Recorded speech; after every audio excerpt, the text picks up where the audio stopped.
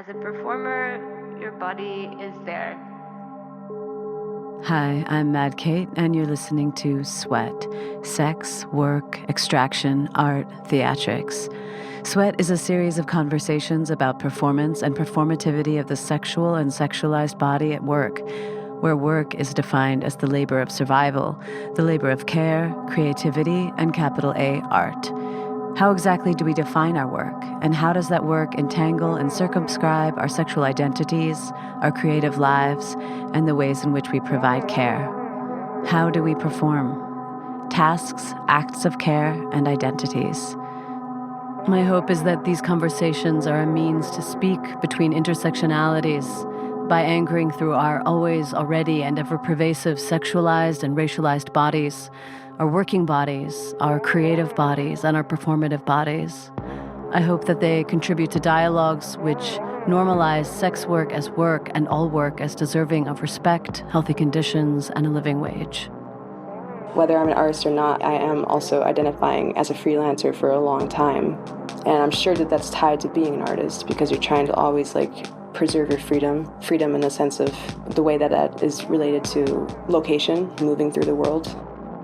This episode features a conversation I had with artist Eryka Dellenbach in 2021 while we were both staying at Perfocre's International Artist Residency in Kumasi, Ghana. Eryka is an experimental filmmaker, dancer, and interdisciplinary performance artist currently based in Tucson, Arizona. They approach film as a devotional practice and use body-based performance and dance collaboration as a method of research, connection, and mutual evolution. Their works mine relationships to power and erotics and explore fluid consent as a generative source of form and narrative. I feel reward growing with other people and making work that's really drawing things from people, drawing things out of people, and really giving them a space to be vulnerable and really changing them, witnessing evolutions in the people I'm working with. Much of our conversation reflects this particular moment in 2021 and how we dealt with the struggle to survive as artists. We wrestle with whether or not being an artist is an identity or a discipline, an ability to survive. We speak about performing the body in different contexts, the body as creative director of one's own work, the body as performing body in other artists' work, and the body as a working body whose gender or sexuality may be rendered invisible. Yes, I do consider myself an artist, finally. So you haven't been considering yourself an artist your whole life?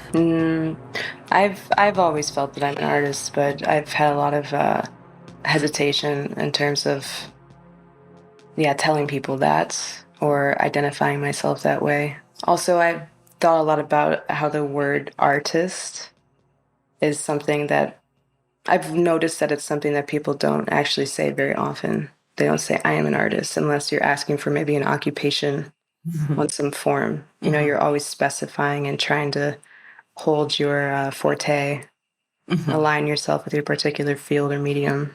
What was it for you that changed your sense of feeling I am not an artist, or however you felt around yourself before, to feeling you can really accept that title? The first thing that I want to say is about having a body of work and actually being able to look and feel that I finally have a body of work and not just these kind of fragmented impulses and experimentations. I think when I really started, there was a moment in my life when I was 21 that I really decided to commit to dance and film around the same time. Because up until then, it was always something I felt, well, since I'm not going to be able to make a living from that, it's always going to just be a practice for me that I'm going to continue, but I never really thought very critically about that being even actually a binary. I just always felt I know that I'm an artist, but I don't know that I will actually live as an artist, or how much I will live as an artist, or if I will be able to live off being an artist any day. But then I realized, actually, when I think back, it was through these conversations I was having with my old roommates, where she had expressed to me that if you're not making your living as an artist, then you're not really an artist, and it's something that you can actually, you have to practice and enact to be that, even if you had, it's not just like some temperament or some orientation or tendency or sensibility. It's really something, it's a commitment. So it has a relationship to capitalism. Yeah, for sure. That's the conversation, you know? Yeah, it's like who gets to be an artist, which is something that living in New York really started to realize that I don't know if I can afford to be an artist. I don't know if I'm good enough to be an artist because my work is not making money for me, for so long. And I thought if I'm not, I got into this crisis in New York where I was like, if I can't live off of my work, then I just can't be an artist then, And I started to really have this time where I was basically like I was really considering heavily breaking up with art, and just like ceasing making work. And I just felt like I didn't make it, So I have to stop now, and get real. Also, whether I'm an artist or not, I am also identifying as a freelancer for a long time. And I'm sure that that's tied to being an artist because you're trying to always like preserve your freedom, so that you can freedom in the sense of the way that is related to location, like moving through the world, for me at least. So the freelance work was my trying to preserve my ability to capture and pursue impulses that usually had to do with leaving where I was living. So that was really tied to my practice, like just opportunities to share work or work with other people or learn something. But yeah, I think that it's impossible to talk about like essence of, being an artist or something and just like in this compartmentalized way. Because yeah, you're right. It's so tied to capitalism and the ability to support yourself with it. So you mentioned that you've been a freelancer for a long time. Yeah. So you're talking about this bleeding between doing other things that you wouldn't consider artwork, but you would consider work. Yeah. So when did you start becoming a worker body? What was your first job? My first job was when I was 15, and I started working at an old folks home as a waitress. So I learned to carry the platter over my shoulder. And I did that while I was in high school. So I was like a sophomore in high school. I was part-time. And then the next job that I had after that was working at Michael's craft store as a cashier. I did that for like a year or two or a year and a half. And then I worked as a janitor for a few years, actually, at a concert venue. Yeah. So have you ever had a period of time where you haven't had a job? Yeah. I mean, the thing is, it's always kind of hard to say, like, that you don't have a job, because even as a freelancer, there's an imposter syndrome. Like, well, there's an imposter syndrome of am I a self-sustaining person or not, and also living in artist spaces where the costs are so low, to live. It's quite easy to exist in those spaces. So that also creates a situation where you just don't actually have to make that much money. So it's easier to get by as a freelancer. But if you lose access to these spaces, which are already very precarious spaces, and you think, well, the imposter syndrome comes from like not being self-sustaining because it's like, if I lost this space, what the fuck would I do? And, what skills do I have? And like imposter syndrome around like your ability to survive as a human? Yes. Kind of like to be an adult? Yes. Okay. Yes. Exactly that. Sorry, I cut you a bit because I just wanted to clarify. No, it's okay. That's what it is, and I think that that's also always been tied. I get guilt around being an artist, that you're not contributing enough to society. And if your art, again, it's like if your art isn't making money, your art's not reaching people, for an extended period of time, and you're not climbing some ladder or having some visible proof that you're climbing a ladder. And I've definitely just had a lot of guilt around that occupation. Do you feel like your art does contribute?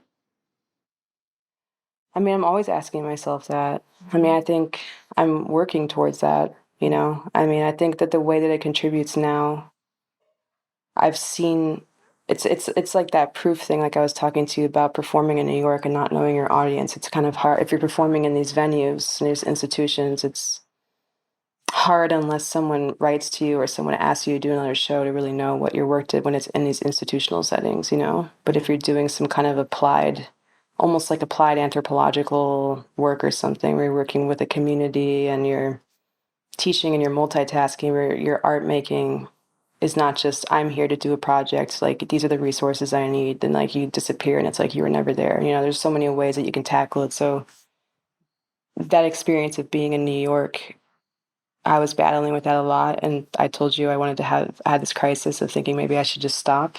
But when I was in Chicago, because the community is so tight, I mean, I never questioned these things because I always felt like I was a part of, everyone was growing from one another and everyone was like getting therapy from one another and everyone was like inspired by one another or critical of one another. And it was like you just knew where you stood. That's great. And it was it was a very reciprocating community where everyone's supporting one another's work. But it's a community art practice, so it's really more specific to that community. Mm-hmm. So then it's just leaving that, going to New York, trying to aim to work in these institutions and have this kind of support, and then kind of like having this like conflict with the one side, like not really wanting that, you know, because I don't enjoy it. I don't enjoy those spaces. And I don't like the vision of who I would have to be to do that. Also, just feeling like they don't want me anyway. Mm-hmm. So I think where I'm at right now, the people that I'd sense right now in this like COVID year and leading up to COVID, being in New York and being in this kind of dissatisfying art community, I felt like my work, the people it was really helping was the collaborators for the most part, you know, because as I've said, the collaborations are very long term, you know, and there's just like a lot of working through, and that can feel insufficient sometimes, you know. So it's like I feel reward growing with other people and making work that's really drawing things from people, drawing things out of people, and really giving them a space to be vulnerable and really like changing them and like witnessing like revolutions or evolutions in the people I'm working with. It's really exciting, but it's still a 1-to-1 or 1-to-2, or it still feels really small. So it's not until then you show it and then you can have some kind of conversation that with someone tells you that it really touched them or it really moved them, or they write to you sometimes like a year later. It's hard to know unless you're doing, again, some work that's much more of a social practice art. Yeah, I mean, I share all of this kind of doubts and around my own work, and also the rewards of having one-to-one sort of micro changes and little revolutions and evolutions, they say. And I think there's a lot of importance there. There can be a lot of reward in just that, or like maybe that is the tiny change that's like a big change. Mm-hmm. But yeah, it's true. It's like there's also that outward validation and like the kind of the larger conversation that can come out of those things, so that they sort of reverberate beyond the bedroom, right? Yeah. Like now that I'm like running through my mind of the collaborations I've had over the past years, I know that I make strong impressions on people when I work with them. Like I know that I have big impacts on the lives, sometimes good and sometimes bad, of the people that I work with. And I will say that I think one thing I'd like to share specifically is the mutuality of someone approaching you to visualize something. So like as more of a filmmaker, like when people have come to me to help them visualize, I'm like, really, I want to do more of this work. It's really difficult work because someone is giving you often like a very personal piece of their life, you know, and then they're choosing what they're telling you about it. And then they put you in charge of actually trying to like visualize that in a way that's not just replicating the experience. But again, it's you know, it's not that it's insignificant that it's 1-to-1 or 1-to-2 or something, but it still always feels like the set is such a charged place of possibility. And it's really like a sacred space for me, you know, like bringing people together, like eating together, waking up together, like getting ready, just like scheduling, going through things, like trying to, you know, alternating between like the directing and like the performing and those different headspaces. But like the control aspect too is kind of it's hard to it's hard to be like controlling other people. Like when you're directing, there's always a degree, like, your directing style can be so many different things, but there's always this degree of like you're telling people what to do. So you have to, like, it's kind of scary. Yeah, totally. Yeah. Especially when you're dealing with someone's biographical data and then you're directing other people to respond to that, which you're really, really distinct from.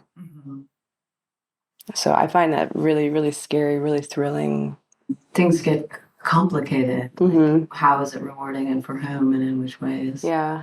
And deciding what you take on. Someone might think that you are capable of something, or they might think that you know more, that you can really respond to something. But then when you really look at it, you're like, can I actually respond? Like, am I the person for this job? And a lot of artists will know that they're not, but they want the job, so they'll just take the job.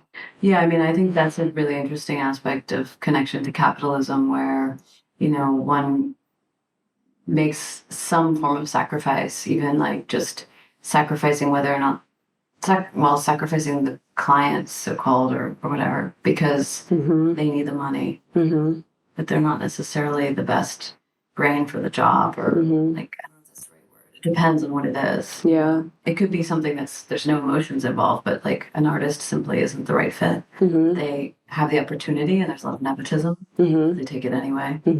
I want to switch gears slightly and ask you about you as a sexualized body. Are you a sexualized body? Yeah.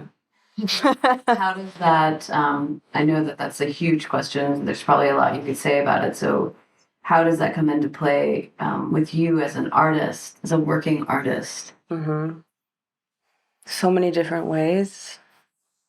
Well, something that's coming to mind is actually, I often have the experience that women sometimes see me as very feminine, and they think I embody some kind of ideal femininity, like almost bohemian goddess feminine to them, which really makes me really uncomfortable. And they don't tell me this until I get on set, and then they show me the costume they want me to wear. And then when I realize that, and they start directing me or something, I'm like, this feels so bad. And then the pictures turn out terrible. How would you like to be perceived? I don't know. Maybe like kind of a little bit of like a creature. Like I feel much more comfortable that way. Yeah, just something that's maybe like a friendly monster. So is this friendly monster a sexual being in your art? Yeah. Would you prefer that wasn't part of your artwork? I think sex on my own terms, sexual on my own terms. I haven't really been asked to perform a lot of sex. I've been asked to do a lot of nude stuff, but I have never really performed sex, actually.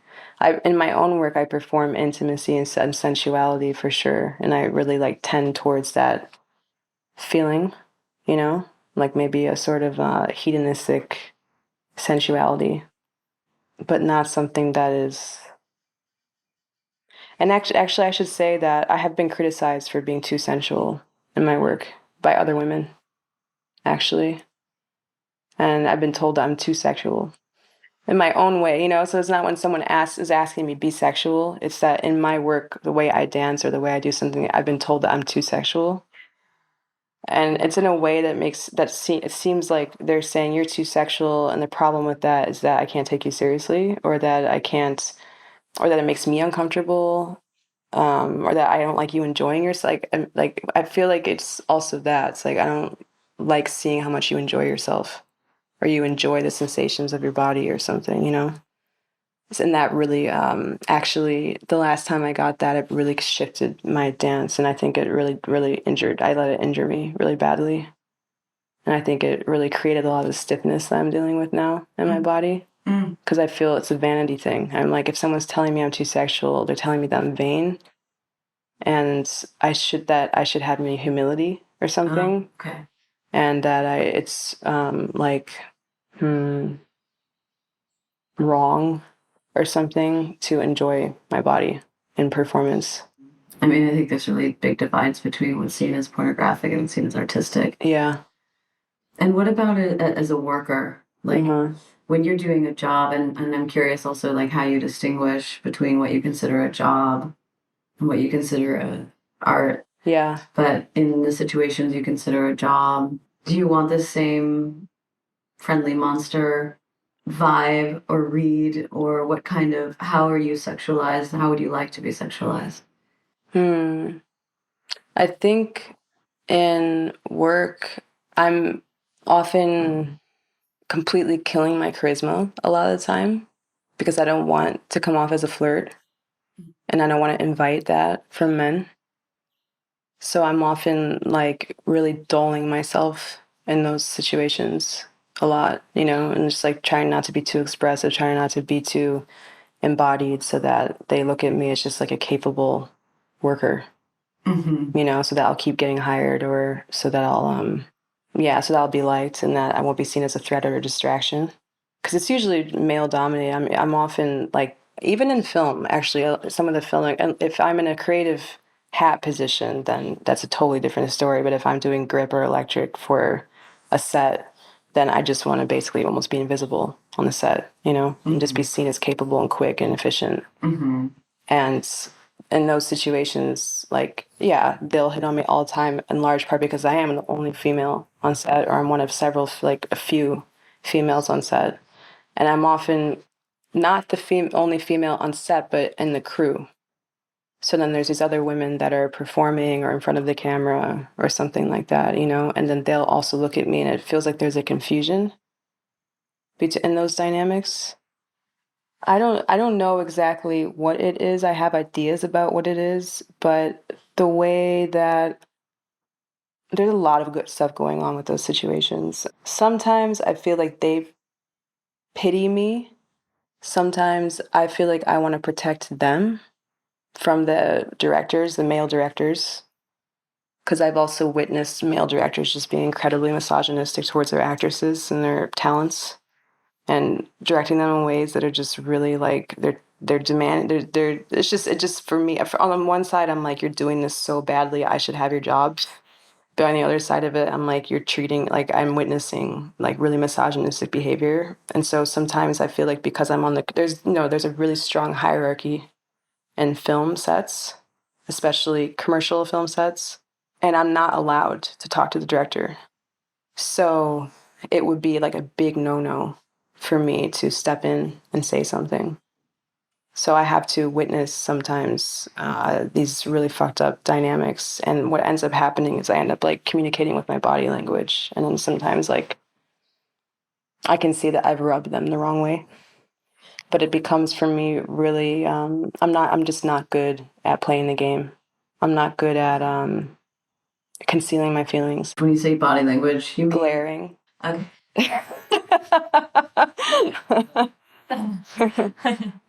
Or just playing the game would just be accepting my place and just staying out of it and not showing any reaction or anything like that.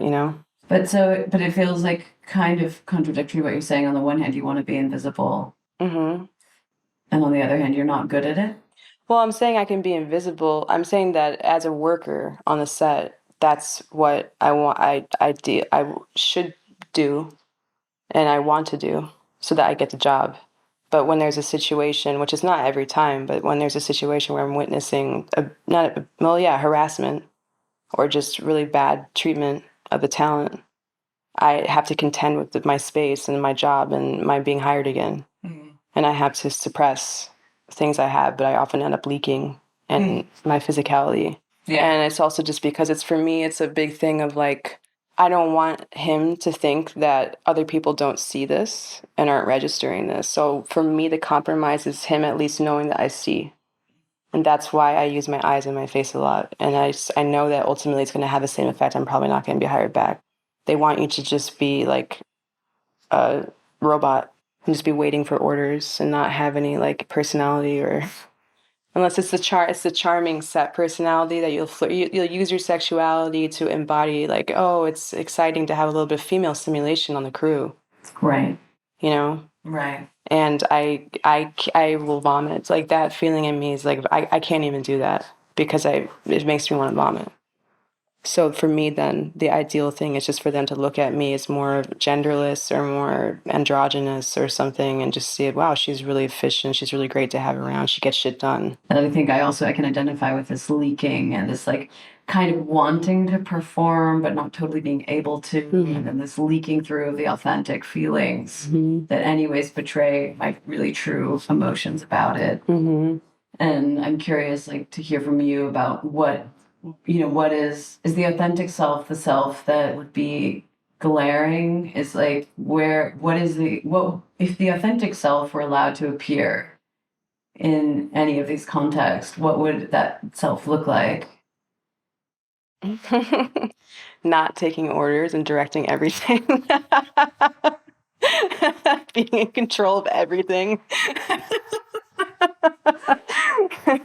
Like, I don't know. I really like, I feel comfortable in seats of control.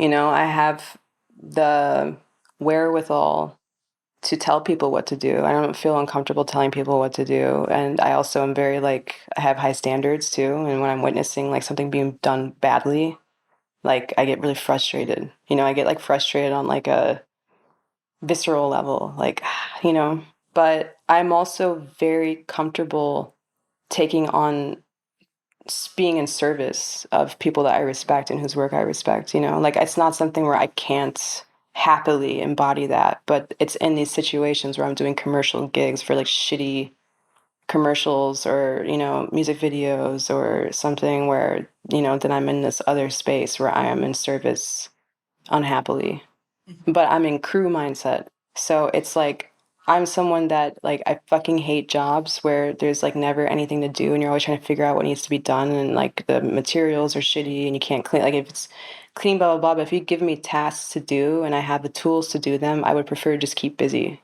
and not stop and like banter with the crew as a androgynous person, maybe more so. If I can get along with them in that way and banter and they don't sexualize me, which has also happened a lot because I've been working some like these more janitor jobs and stuff like that where I actually like develop relationships with the crew and we go out and have drinks and things like that, so you can actually have that banter and fun. Like I actually feel very comfortable in those workspaces and I feel fine.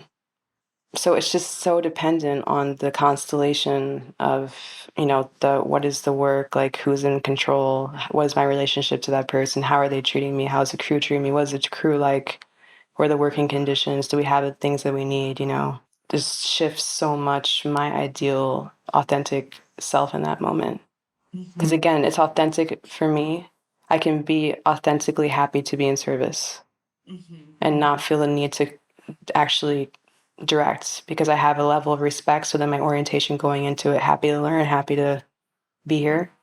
But if I'm witnessing, if I don't like the director and I don't like what they're doing, then my control freakness comes out and I want to like control the situation. How do you balance when you are in a situation where you're slightly more creatively involved as a like creative body? You represent it on stage, and also normally, like I think that having a body that's read as female on stage is already sexualized, especially if it's nude, especially or any kind, depending, there's still a sexualization.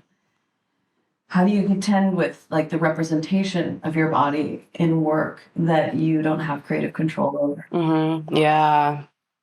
I think it depends on how I relate to and if I respect the artist in control. Because sometimes I might not necessarily. Can you ask that question in a different way?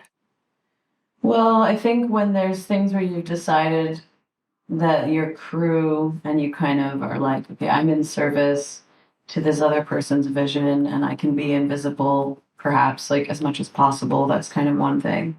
But I think then there's this other thing, understanding that you sometimes get hired as an artist, but not as an author. Yeah. Not as a director. Yeah, as a performing body. So you're a performing body and you're there and you've been asked to represent you are in the work, and in a way you're representing Eryka, but in another way you're a body of becoming part of their work. How do you contend with The misrepresentation. If there's misrepresentation. Yeah. Moments where you feel like, especially if you're saying you like to control something, you feel like you're doing it and you're in it for the work and for, maybe there's some prestige as well, but you don't necessarily like what you're being asked to do or how you may be represented. I say no all the time to things. Unless I'm more desperate for money. I've done things that have made me a little uncomfortable, but I'm like very stubborn about that stuff. But that was the issue with New York, because I was like, I could be living more as a performance artist, as a performing body artist, but it makes me feel worse to do that for artists I don't respect than it does to just go and do crew work. I'd rather just go and do crew work when I get desperate, because it makes me feel really sick. Because the thing is, like, there's a lack of rigor in those situations a lot of the time I've picked up on, because the work schedule is often like very fast, and especially with like the big institutions that would fund the artists that would then hire me, they want things to work very quickly. So there's a lack of rigor. So if there was like some problematic identity that I had to embody, if I had the time to really try to find something in that character, or I could tell that the artist was really willing to invest in the discovery of these characters, or there was a more rigorous development process, that would be a different story. But often, because these processes are so rushed, it just feels like the emptiness of the representation is very pungent and palpable to me. And that contributes to my disdain, because I just feel like a lot of it is really empty. It's like a spectacle, And they want me to just be a spectacle, and then they want to like write their name on it, Because it's not, if you're using costume and you're using installation, it seems like a lot of times artists can put a lot of effort into all of those things and then just expect it to come together. And maybe because it is more of a spectacle, they just don't feel the necessity to invest in the presences of the people they're working with. Like these major artists that are asking like open calls for artists to come in, or maybe they have an assistant, and this assistant has picked up on the fact that like they've seen you in other performance artists' works, and they're like, oh, she's interesting, or oh, she's got this physicality. We need someone like that in this group. It's like modeling, right? Yeah. It's like just being casted. Yeah. So this is like, I'm just trying to specify, this isn't like big artists who are looking for like collaborative team to make a piece over the course of a year. This is jobs that are for festivals and galas and museums and stuff like that. Right. So I just wanted to clarify that that's the realm I was talking about. But so then I think it just happens like that because it's just the museum and these institutions are looking for a spectacle, and they're looking for something that looks really good photographically. And I think also like there's a lot of artists that get brought into these things that are like up and coming artists that maybe actually just lacking experience. That's something that me and other performance artists or independent choreographers who don't have institutional support contend with when they do get hired, because you just feel how low you are on the rung of the ladder when you get this work. Like the fact that they want to work with you is because you don't need that much money. It feels like you're being hired as just a working body. Even like the amount of hours, like them not taking into consideration like commute. They try to be cute about it and just be like, this is what we have. And it's like, well, could you reconsider that? You've just heard from freelance filmmaker, performance documentarian, interviewer, and performing body Eryka Dellenbach. You can find more about them at erykadellenbach.com and in the show notes. We spoke at Porphyro's International Artist Residency in March of 2021 in Kumasi, Ghana, an artist space that provides refuge for queer, underground, and radical artists. They need your help now more than ever to resist and hold space in light of the anti-LGBTQIA+ law in Ghana. You can support their cause through their GoFundMe campaign. Details can be found in the show notes. I'm Mad Kate, and you've been listening to S.W.E.A.T, a series of conversations about performance and performativity of the sexual and sexualized body in work. The theme music was composed by me and features the voice of performer and actress Lori Baldwin. Please join me again next time for S.W.E.A.T. It airs every second Tuesday in the month on Collaboradio, Free Radio's Berlin-Brandenburg, broadcasting on 88.4 FM in Berlin, 90.7 FM in Potsdam, and streaming online at fr-bb.org. Thanks so much, and until next time.